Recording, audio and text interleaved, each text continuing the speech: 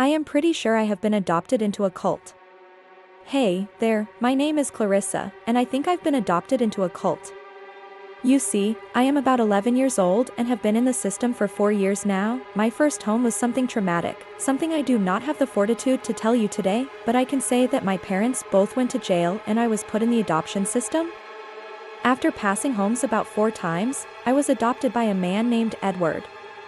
He was tall, strong, wore suspenders and dress shirts, you know, a little like the stereotypical farmer. The man seemed pretty nice, said he had lovely things to show me, and he couldn't wait to take me with him.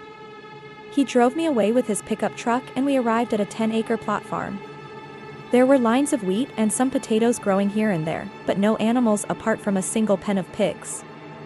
I was not alone in this place, as I was soon greeted by a man named Frank, who seemed even buffer, extra buff, more buff. Frank owned this place, and lived here with Ed and his 2 sisters, Beth and Rose. I also soon learned that Beth and Rose were not even related to him. Now, understand that wasn't the specific reason for my suspicion, as adoption is a wonderful thing. I would know, I came from it. No, it just furthered my attention to other suspicious things happening around here. There was a barn on the edge. A barn I was forbidden from entering. They said it had dangerous machinery and could hurt me.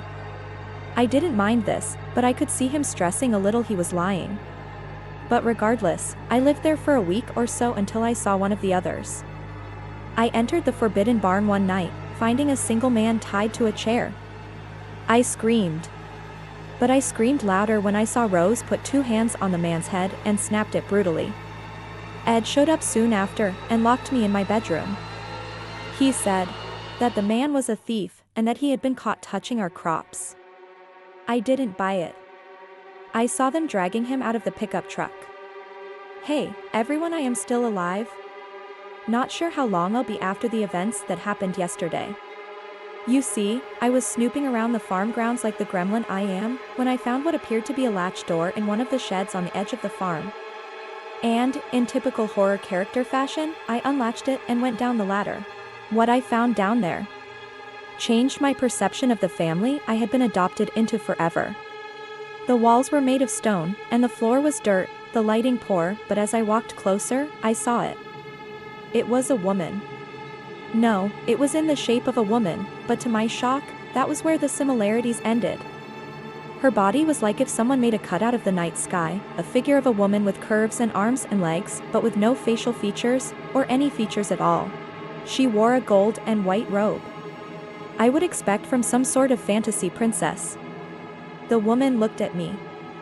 Suddenly, it charged towards me, revealing black tentacles that hoisted me into the air with ease. I thrashed and cried, but my blows against its frame seemed barely noticeable to it. Then, the lady opened her mouth, revealing a flower-like maw with layers and layers of teeth. I blacked out. When I woke up, Frank had taken me to my room and was locking the door. When I pleaded to be told what happened, he told me that I had gone somewhere I wasn't meant to. And so, I am in my room typing this right now. If anyone has the faintest idea of what's going on, please tell me. Please. As the title beforehand said, I was indeed adopted into a cult. But thanks to the events of yesterday, I am free. Let me fill you in on the details here. After being locked in my room for the afternoon and evening, I was awoken in the middle of the night by Rose. She told me that something special was going on, something that I deserved to see. I fought, but with almost comical ease, the lady picked me up and dragged me outside. It was my caseworker.